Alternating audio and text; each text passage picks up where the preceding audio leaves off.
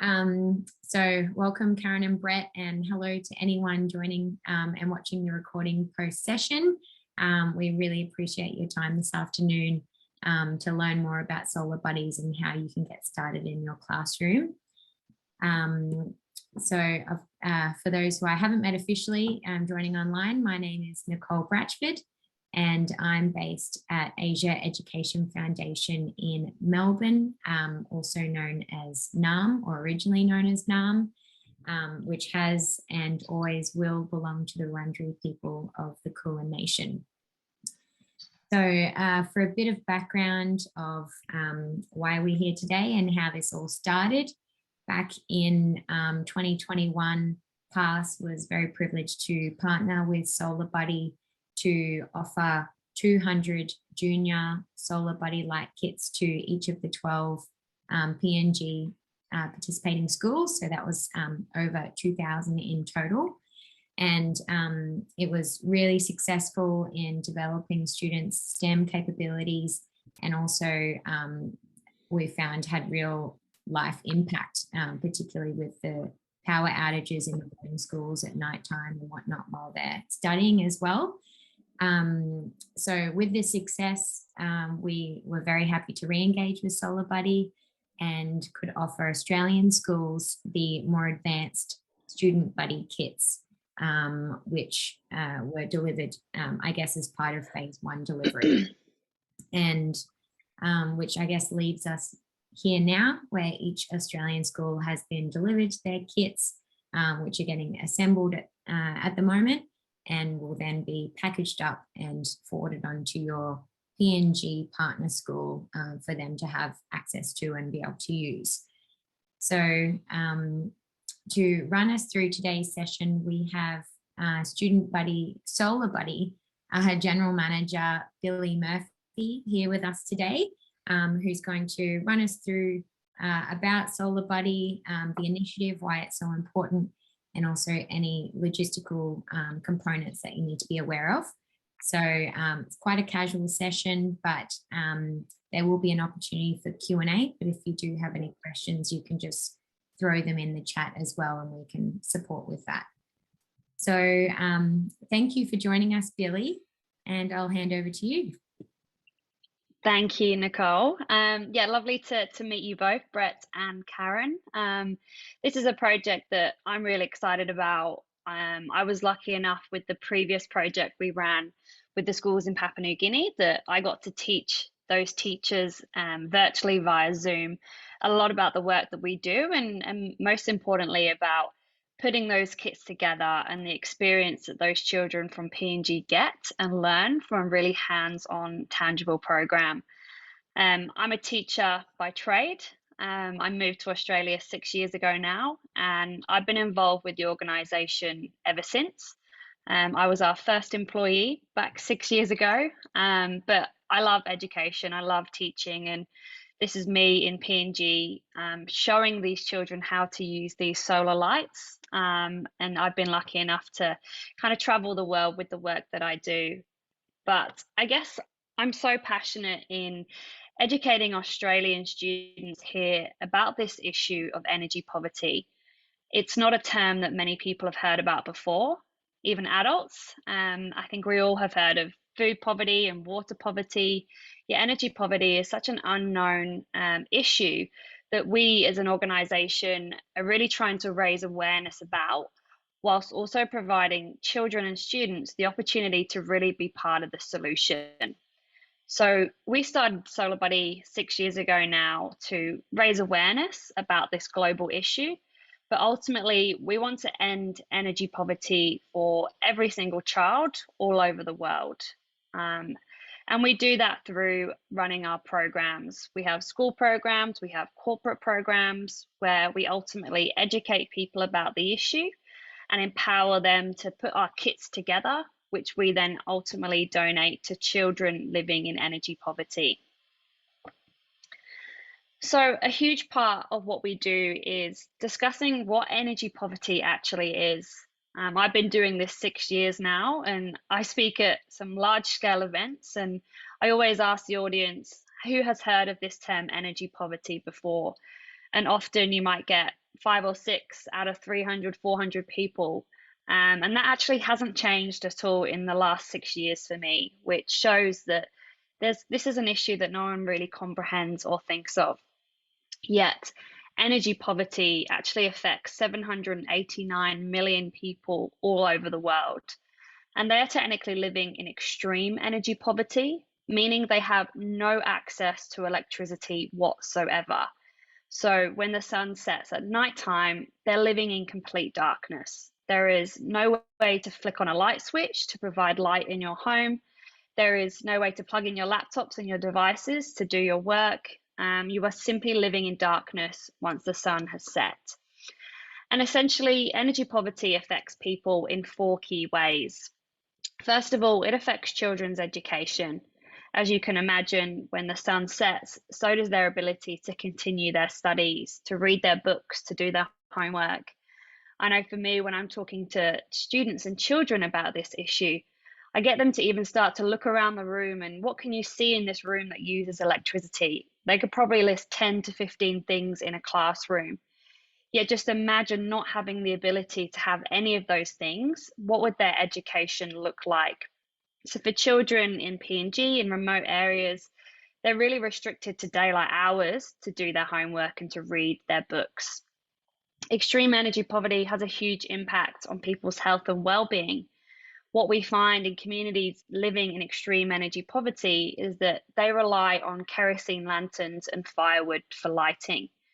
And those kerosene lanterns themselves give off toxic fumes, which predominantly women and children are breathing in those fumes, as they are often in the homes more often than the men, causing respiratory diseases.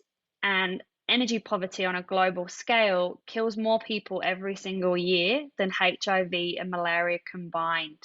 It's around 4 million children dying because of this issue. Yeah, again, everyone's heard of HIV and malaria, but this issue is having a greater effect on people. It also affects families economically. So families living in extreme energy poverty are roughly earning around $2 a day, and up to 40% of that income is being spent on kerosene fuel and firewood for lighting, which is literally going up in smoke every single night. And lastly, energy poverty has a huge impact on our environment. Again, the climate is a very topical subject at the minute, yet these kerosene lanterns on a global scale emit 190 million tons of CO2 into our atmosphere. And it's that really black, thick, smoggy carbon that just kind of layers over and really is having a negative effect on our climate. It's equivalent to around 38 million cars on the road. So when you're teaching about energy poverty and when you're introducing these topics to kids, you could share all of these 4 things and you can probably delve into them a lot deeper. You might want to focus on 1 or 2 of the particular topics. Or if, for example, you're teaching a subject that really focuses on climate change right now, this could be an avenue that you go down for a project like this. But ultimately, when we started to really delve into this perpetual cycle of energy poverty, we felt so compelled to do something about this. This issue can be solved. We have all of the solutions we need today to break this cycle, and it's all down to using renewable technology. But when we started the charity, we knew that it would be really hard to ask for donations and support about an issue that nobody really knew about. So we created a model of engagement when we first of all launched our school program here in Australia, so we could really teach children about extreme energy poverty and the importance of solar energy and renewable technology. Then the students put together the lights in kit form. So again, we didn't want to just send these lights direct from a factory to the beneficiaries, the children themselves, because we believe there was a huge learning opportunity for children here in Australia to experience putting these lights together, to learn about designing with a purpose, learning about the difference in designing a product that will go to a remote community in PNG compared to a product being used in a developed country, for example, Brisbane. The product itself is very different. So there's some huge learning to do for kids in making and building those lights, and also writing personal letters of encouragement and connection. And then ultimately, we are illuminating your buddy's life. So we kind of speak to children about becoming a buddy for that child you're supporting. These are the little lights that were mentioned that we donated to the kids in PNG already. So this is our junior buddy light. It acts as a bedside lantern. They're donated to each individual child who are their buddies, their friends for life that they can support.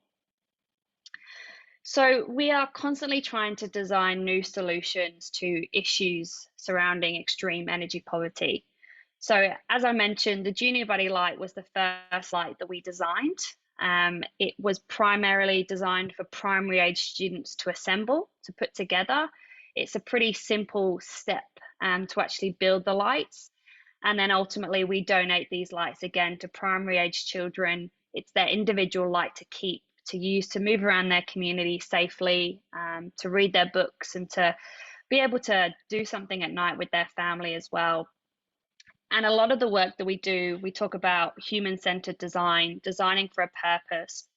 So there's a lot of little features on this light that we've included with that end user in mind.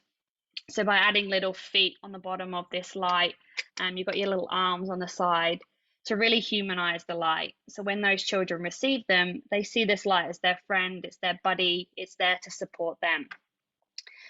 And then around 18 months ago, we started to design our new product called StudentBuddy, which is the amazing product that your students will get to assemble. And this product happened because one of our in-country partners, actually based in Tanzania, came to us around 2 years ago and were explaining this issue that they were having within their communities. And essentially, they told us that the girls in their communities were being taken out of school so that they could then go and take their families' devices to a local shop, which was never very local. It might be 5, 10, 15 kilometers away, because there was nowhere for their families to charge these devices. Everyone, or the majority of people in developing countries, owns some kind of phone or tablet. It's very basic, but they do still need charging. So the girls were taken out of school to take these families' devices to the shop. They would wait there all day, missing an entire day's worth of education. Then they would walk home in the pitch black at night time, carrying 5, 10, 15 mobile phones, which of course is going to be detrimental to their health and well-being. So we designed StudentBuddy to primarily donate to teenage girls, to keep them in school, to give families the opportunity to save money on having to pay someone else to charge those devices. So the families can use this light at home to not only light up their entire room, because we'll hang them from a ceiling, but also to give them the ability to charge their mobile phones and tablets as well. And we've kind of launched this product as phase one, which is a bit of a base model product.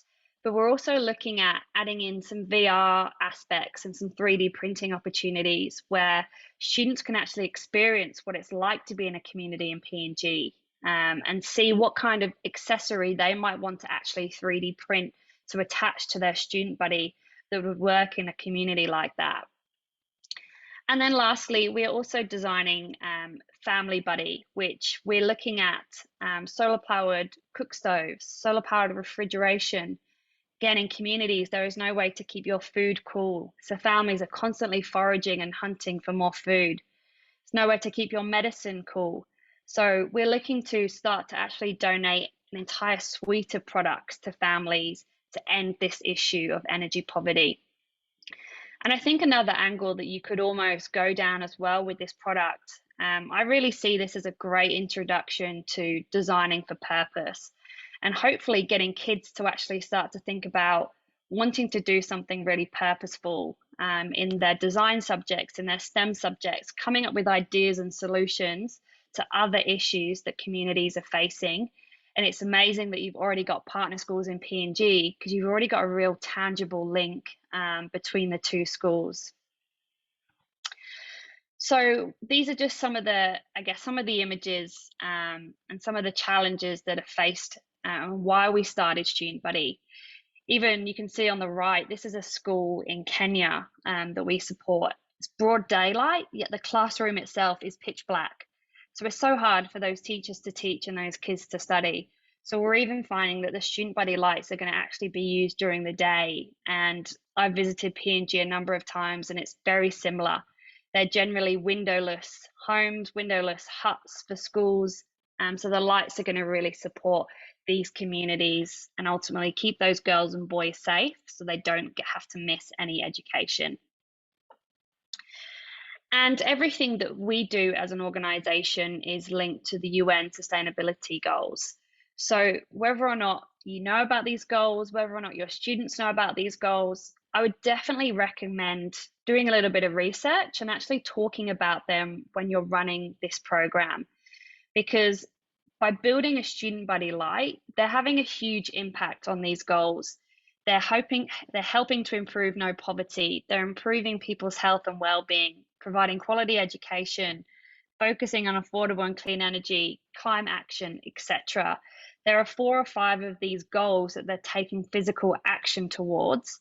And again, if you're looking for ways to bring in this program to your curriculum and to things that you're already teaching in the classroom, introducing these SDGs is a great place to start. So that is it from me. That was a real quick overview, I guess, of the work that we do and the StudentBuddy program. And I guess for me, it's really up to you and your schools how you want to implement this and where you see them fitting. We have provided a whole heap of ideas and resources through one of those email links that we sent you.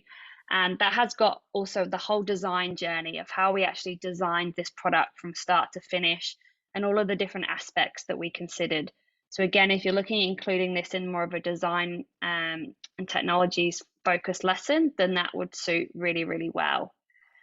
But I'm open to any questions that you might have about the program itself or anything at all. Feel free to just unmute yourself. There's only 2 of you, so I'm sure we won't talk over each other. And feel free to ask away. Brilliant. Thank you for that, Billy. That was really, really interesting to see that. And it's a really nice way. I was trying to think about how I was going to introduce it to the group. We've actually just done it as a service learning opportunity in our school. So just kids have just self-nominated.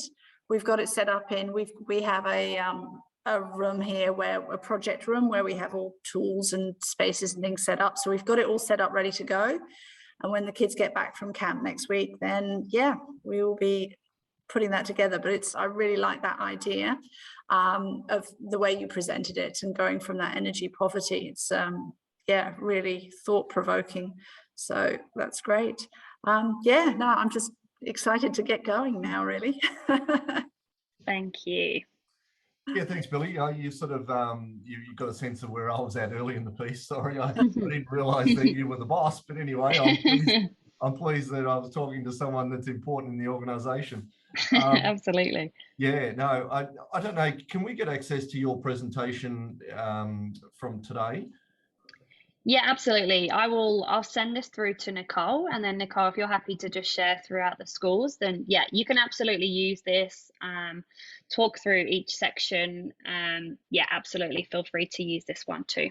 I just think it's important to provide the context, and as much as I mentioned earlier, they were already going to start working on a solar project anyway. I think this has got much more meaning, as you've indicated here, and I think knowing that will just provide so much more engagement for the kids in terms of the project itself. So as much as the resource material I found in the email was already fantastic, this would just be a great way of introducing it. So I'd love to be able to do that.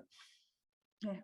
And Brett mentioned about popping letters in. Is that okay to do still? Because I know that you do support that with. Yeah, absolutely. So we do actually have a letter template that we use, which I'm pretty sure it's in your resource pack. If it's not there, then I'll send that over. And then so essentially we have both options. If you want to, as a school, print them and handwrite them, or we can also use them digitally. And then what we do is we just then bulk print them and add them to the boxes themselves when we send them over to PNG. Great. So yeah, really encourage that kind of old school pen pal connection. It's one of the best parts of the program. Brilliant.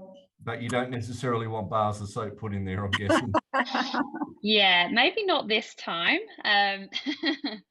But yeah, we often get random things added to our buckets, and it's annoying, but we only, due to kind of getting things into countries, we only have tax exemption for solar lights, not bars of soap, unfortunately. No. I understand. I just thought it was quite funny that they were already thinking on those lines. So it's so great, and that's what it's all about. I think yes. for me, I've always found, and typical children, they're very much focused on themselves and their own lives and what they've got or what they haven't got. And I just find that this program gives them a great opportunity to start thinking about how other children live. And PNG is 3.7 kilometers away from the most northerly point in Australia. Yet between two countries so close, there's the largest wealth disparity in the world.